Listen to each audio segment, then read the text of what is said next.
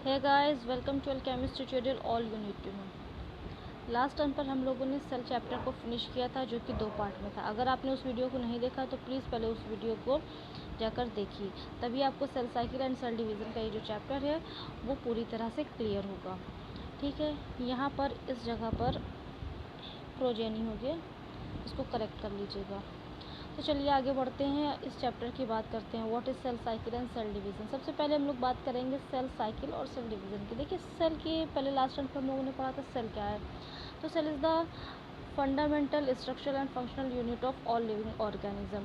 जो fundamental structural and functional unit है हमारी बॉडी की, वो सेल है। सेल डिवाइड करती है और अपनी डॉटर सेल को बनाती है। तो ये जो प्रोसेस है वो बहुत ही इम्पॉर्टेंट प्रोसेस है सभी लिविंग ऑर्गेनिज्म में।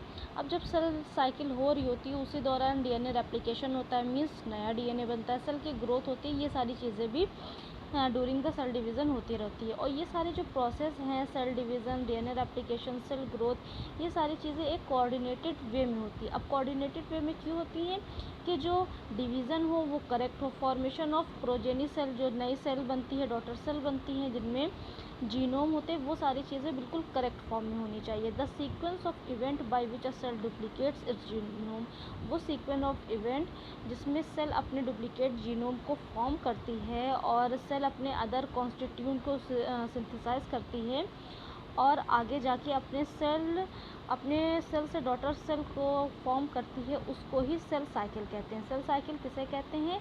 तो ये जो सीक्वेंस ऑफ इवेंट हैं जिससे सेल अपने जीनोम को डुप्लीकेट्स करती है, अदर टाइप के जो उसके कॉन्स्टिट्यूंट्स होते हैं उसको सिंथेसाइज करती है और 2 डॉटर सेल का फॉर्मेशन करती है, इसको ही सेल साइकिल कहते हैं। अब ये जो सेल साइकिल है वो आपको पता है, जो सेल डिवीज़न है वो 2 टाइप का होता है। एक होता है माइटोसिस, दूसरा होता है मियोसिस। आज हम लोग माइटोसिस की बात करेंगे। अब ये जो माइटोसिस है वो डिप्लॉयड सोमैटिक सेल में होता है।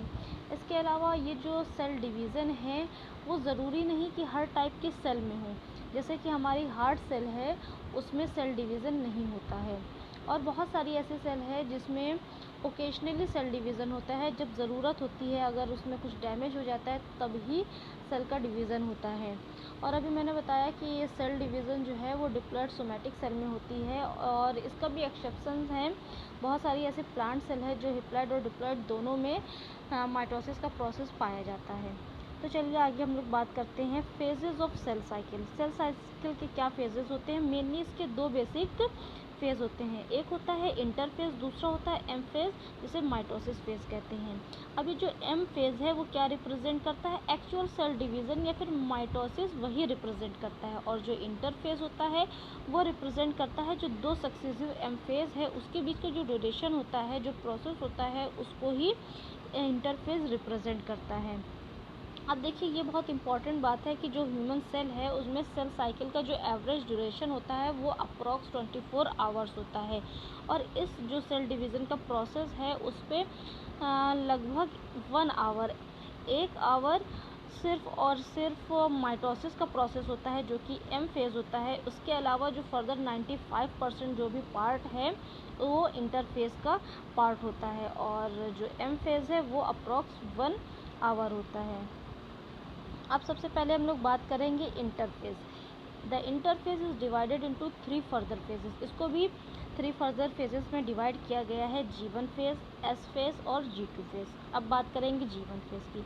अब जो G1 फेज़ है वो इंटरवल है, किसके किसके बीच का इंटरवल है? माइटोसिस और इनिशिएशन ऑफ डीएनए रेप्लिकेशन। जो डीएनए का रेप्लिकेशन होता है, नया डीएनए बनता है, उसका इनिशिएशन का और माइटोसिस के बीच का जो इंटरवल है उसी को ही G1 फेज़ कहते हैं। अब G1 फेज़ में क्या होता है? जो सेल होती है वो मेटाबॉलिकली एक्टिव होती है और कंटिन्यूसली ग्रो करती रहती है, लेकिन जो डीएनए है वो रेप्लिकेट करना स्टार्ट नहीं करता है। G1 फेज़ में जो डीएनए है वो रेप्लिकेट करना स्टार्ट नहीं करता है। जो एस फेज़ है वहाँ पर क्या होता है? वहाँ पर S phase marks the period during which DNA synthesis और replication take place. S phase में DNA का synthesis या फिर replication होता है. अब जो ये टाइम होता है S phase का, during this time the amount of DNA per cell double, जो पर सेल में DNA होती है, DNA का अमाउंट होता है वो डबल होता है. अगर 2 है तो 4, मतलब इस तरह से वो डबल हो जाएगा. यहाँ पर एग्जाम्पल भी दिया गया है. If initial amount of DNA is denoted S 2C, अगर जो इनिशियल अमाउंट है उसको हम लोग 2C से डिनोट करेंगे तो इस फेज़ में, एस फेज़ में वो बढ़कर 4C हो जाएगा. और जो नंबर ऑफ़ क्रोमोज़ोम है उनमें कोई भी इंक्रीमेंट नहीं होगा. अगर वो 2N है तो नंबर ऑफ़ क्रोमोज़ोम 2N ही रहेंगे जीवन फेज़ तक. इवन आफ्टर एस फेज़ के बाद भी जो नंबर ऑफ़ क्रोमोज़ोम है वो सेम ही रहते हैं, 2-1 के 2-1 ही रहेंगे.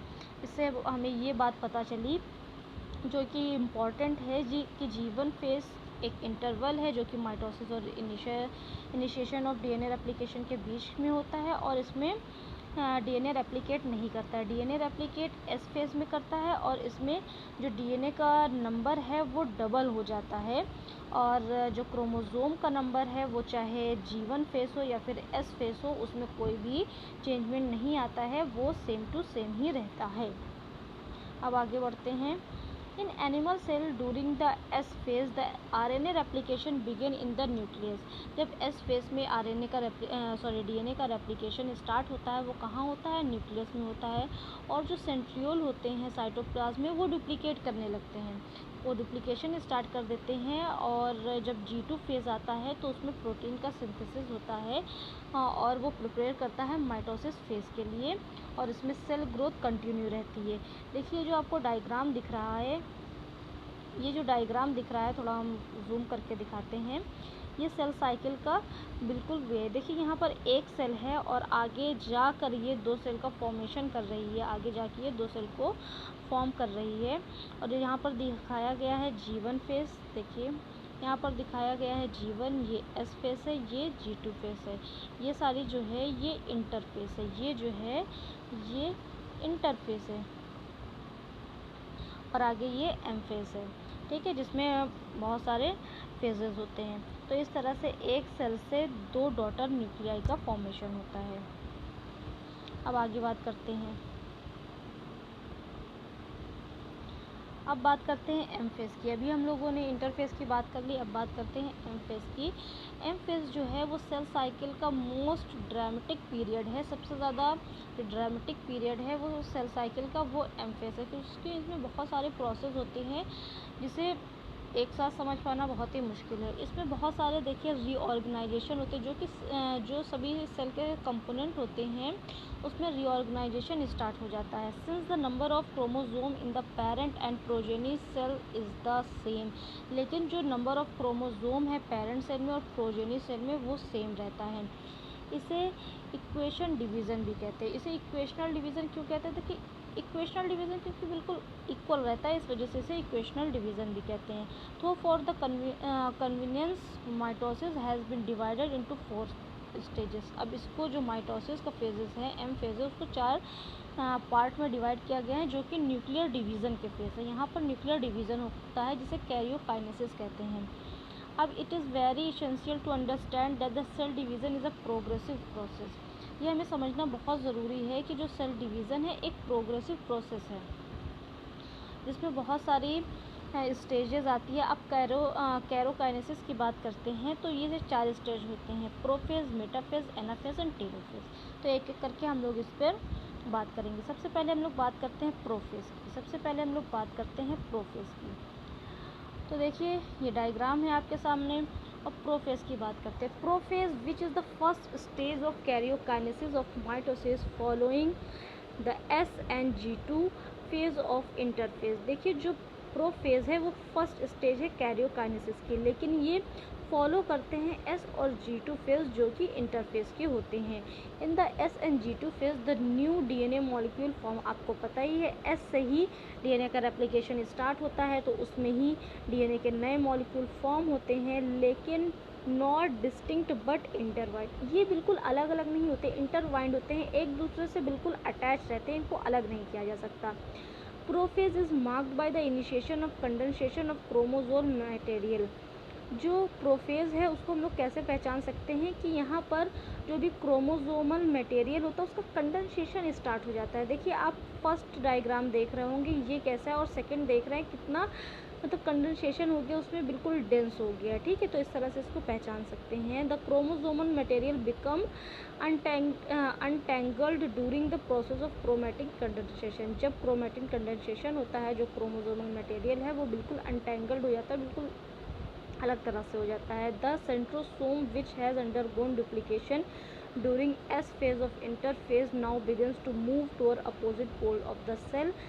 अब ये जो देखिए जब एस फेज होता है तो वहाँ पर सेंट्रोसोम क्या करता है, डुप्लीकेशन करता है। तो अब क्या होता है, ये अपोजिट पोल की तरफ मूव करना स्टार्ट कर देते हैं। देखिए आपको दिख रहा होगा ये क्रोमोसोम है, सेंट्रोसोम है, और ये एक ये है और ये है, ये दोनों अपोजिट पोल में एक दूसरे को मूव करना स्टार्ट करते हैं। अब ये जो सारा प्रोफेज में चीज़ें होती हैं, जो भी प्रोसेस होता है, उसको किस तरह से हम लोग मार्क कर सकते हैं। Chromosomal material condense to form compact mitotic chromosome. जब क्रोमोसोम का कंडेंसेशन होता है तो उसमें कॉम्पैक्ट माइटोटिक क्रोमोसोम का फॉर्मेशन होता है। अब इससे क्या होता है, इससे आपको देखिए ये पता चल रहा है chromosome are seen to be compose of two chromatid attach together at the centromere. आपको ये दिखेगा कि जो क्रोमोसोम है वो दो क्रोमैटिड से मिलकर बने होते हैं, जो कि एक दूसरे से सेंट्रोमेयर में अटैच होते हैं, सेंट्रोमेयर में अटैच होते हैं। Centrosome which had undergone duplication during interphase begin move to, वही जो ऊपर चीज़ें पड़ी है वही है कि जो सेंट्रोसोम है वो अपोजिट पोल की तरफ मूव करना स्टार्ट कर देता है, और each centrosome radiate out microtubule, और सभी जो ईच सेंट्रोसोम है उसमें माइक्रोट्यूब्यूल आ जाती है, जिसे एस्टर कहते हैं, एस्टर्स कहते हैं। और ये जो दोनों एस्टर है वो मिलकर स्पेंडल फाइबर्स का फॉर्म करता है, और आगे जाके ये माइटोटिक अपरेटस का फॉर्म करता है। Cell at the end of prophase. अब प्रोफेज के एंड में क्या होता है, व्हेन व्यूड अंडर माइक्रोस्कोप, जब इसको माइक्रोस्कोप में देखा जाता है तो इसमें ना ही गोल्जी कॉम्प्लेक्स दिखाई देता है, ना ही endoplasmic reticulum, nucleus and other जो न्यूक्लियर एनवेलप है, कुछ भी इस पर नहीं दिखाई देता है प्रोफेज के स्टेज में। अब प्रोफेज के बाद हम लोग आगे बात करते हैं मेटाफेज की। मेटाफेज की बात करेंगे। अब ये इसका डायग्राम है। देखिए जो सारी चीज़ें स्पिंडल फाइबर बन गई है, जिसे माइटोटिक अपरेटर्स कहते हैं। अब आगे देखिए क्या होगा। The complete disintegration of the nuclear envelope mark the start of second phase of mitosis. जो सेकेंड फेज है, मतलब जो मेटाफेज है, उसमें जो कंप्लीट डिसइंटीग्रेशन है न्यूक्लियर एनवेलप का, वो इसमें दिखाई देता है।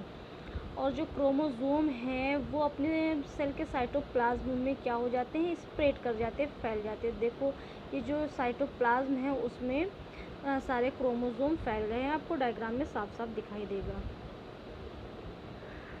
और इस स्टेज में अगर हम लोग कम्प्लीटली इसको ऑब्ज़र्व करें माइक्रोस्कोप में, तो हमें क्रोमोसोम बिल्कुल कम्प्लीटेड कंडेंसेट दिखाई देता है। बिल्कुल कंडेंसेशन ऑफ क्रोमोसोम हम लोग को कम्प्लीटली दिखाई देगा अगर हम लोग इसको अंडर माइक्रोस्कोप ऑब्ज़र्व करें। ये सबसे अच्छी स्टेज है क्रोमोसोम को ईज़िली स्टडी करने के लिए, उसकी मॉर्फोलॉजी की स्टडी के लिए सबसे अच्छी स्टेज है, जो कि मेटाफेज है। ये याद रखने वाला पॉइंट है, इसको ध्यान दीजिएगा।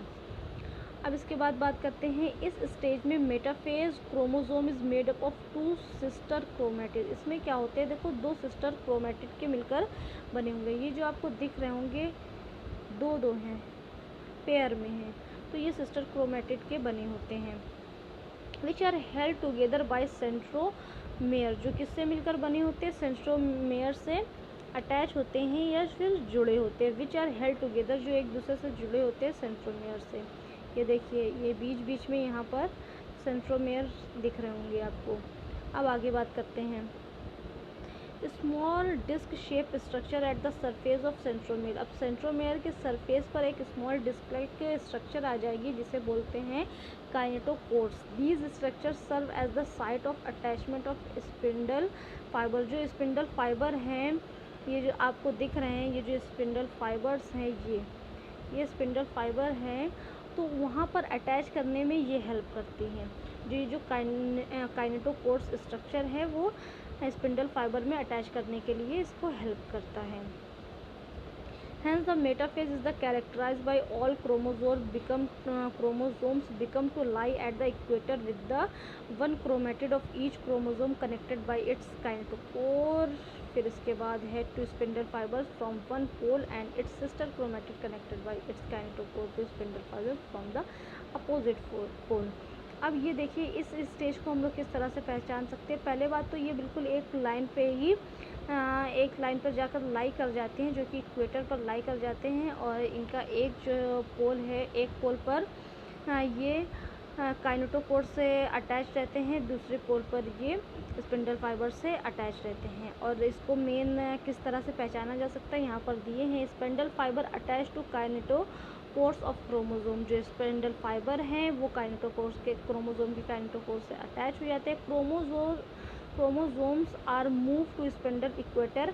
जो क्रोमोसोम है वो स्पिंडल इक्वेटर की तरफ मूव करने लगते हैं। जो स्पिंडल इक्वेटर है इसकी तरफ मूव करने लगते हैं धीरे धीरे, and get aligning along metaphase plate. और ये मेटाफेस प्लेट में अलाइंग हो जाते हैं through spindle fibre both pole, जो दोनों पोल के स्पिंडल फाइबर है उससे। अब आगे बात करते हैं एनाफेज की। देखिए वहाँ पर मेटाफेज में ये इक्वेटर पर अरेंज थे, अब ये पोल की तरफ जा रहे हैं धीरे धीरे एनाफेज में। At the onset of anaphase each chromosome arrange at the metaphase plate is split simultaneously and the two daughter chromatid now referred to as daughter chromosome of the future daughter nuclei। अब ये देखिए जिसे हम लोग बात कर रहे थे डॉटर क्रोमेटिड की, अब उसे क्या कह रहे हैं, डॉटर क्रोमोसोम कह रहे हैं, जो जिसमें कि डॉटर न्यूक्लियाई फ्यूचर का डॉटर न्यूक्लियाई है। और आप देख रहे हैं कि अब इसकी स्ट्रक्चर कैसी हो गई है, पहले क्या थी और अब क्या हो गई है। और दोनों सब जाकर अपोजिट पोल पर अरेंज हो जाते हैं, मूव कर जाते हैं। As each chromosome move away from the equatorial plate, जैसे जैसे जो क्रोमोसोम है इक्वेटोरियल प्लेट से मूव करते हैं, the centromere of each chromosome remains directed toward the pole. जो सेंट्रोमेयर है दोनों पोल का, वो किस तरह से होता है, वो पोल की तरफ फेस कर लेता है। और जो लीडिंग एज है, जो एक तरह से टेल कहेंगे, with the arms of chromosome trailing behind, और वो पीछे की तरफ चली जाती है। इस लाइन के कहने का मतलब ये है कि जैसे जैसे क्रोमोसोम इक्वेटोरियल प्लेट से आगे जाता है, मूव करता है पोल की तरफ, जो सेंट्रोमेयर है उसका फेस जो है, ये जो सेंट्रोमेयर आपको दिख रहा है उसका फेस पोल की तरफ हो जाता है, और जो इसका आर्म फेस है क्रोमोसोम का वो इक्वेटोरियल प्लेट से आगे चला जाता है। ठीक है, अब इसके बाद आगे की बात करते हैं। Thus the anaphase stage is characterise by following key event. अब एनाफेज को किस तरह से पहचान सकते हैं कि सेंट्रोमेयर स्प्लिट, जो सेंट्रोमेयर है वो स्प्लिट कर जाते हैं और क्रोमेटिड सेपरेट कर जाते हैं। जो क्रोमेटिड होते हैं वो सेपरेट कर जाते हैं। Chromatid move to opposite pole, जो क्रोमेटिड है वो अपोजिट पोल में मूव कर जाते हैं।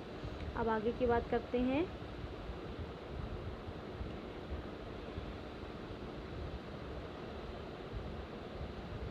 टीलोफेज। अब टीलोफेज की बात करते हैं। देखिए जो क्रोमेटिड है वो सारे अरेंज हो गए हैं पोल की तरफ। अब टीलोफेज में क्या होगा देखिए।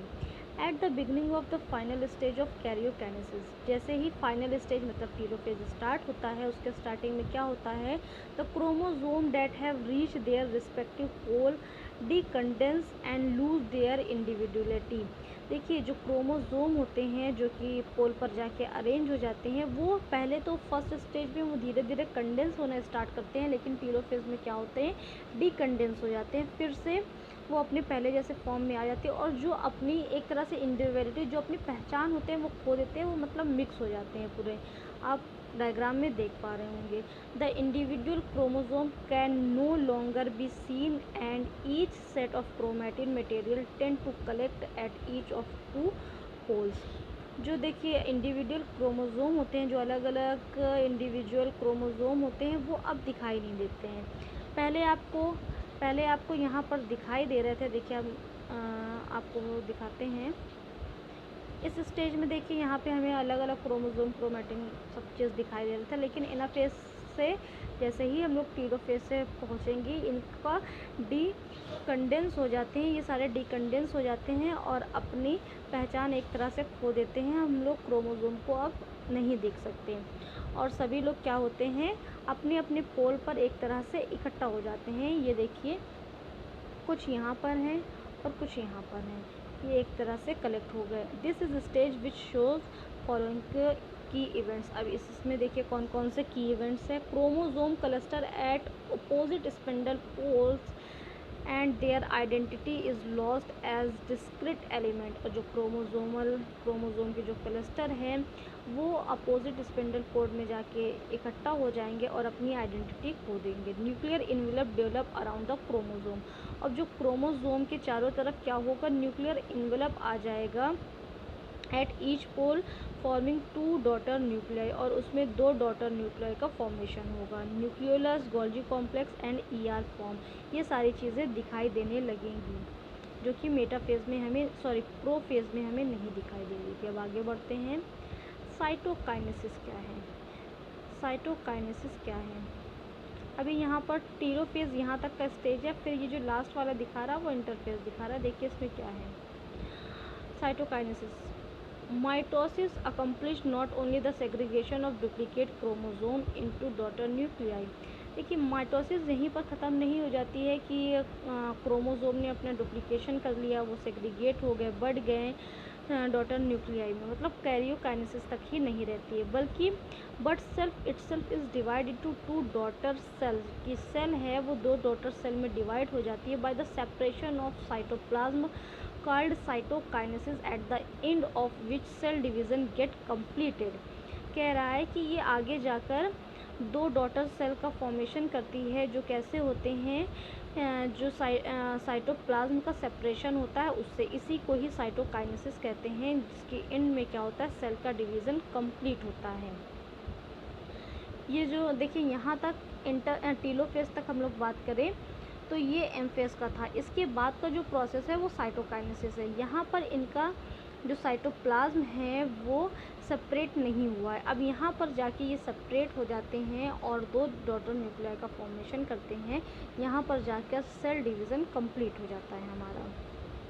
इन एन एनिमल सेल, एक एनिमल सेल में this is achieved by appearance of a furrow in the plasma membrane. जो अपना क्या होता है, एनिमल सेल होता है, उसमें ये किस तरह से दिखाई देता है कि प्लाज्मा मेम्ब्रेन में एक फरो बन जाती है, एक खाच टाइप की बन जाती है।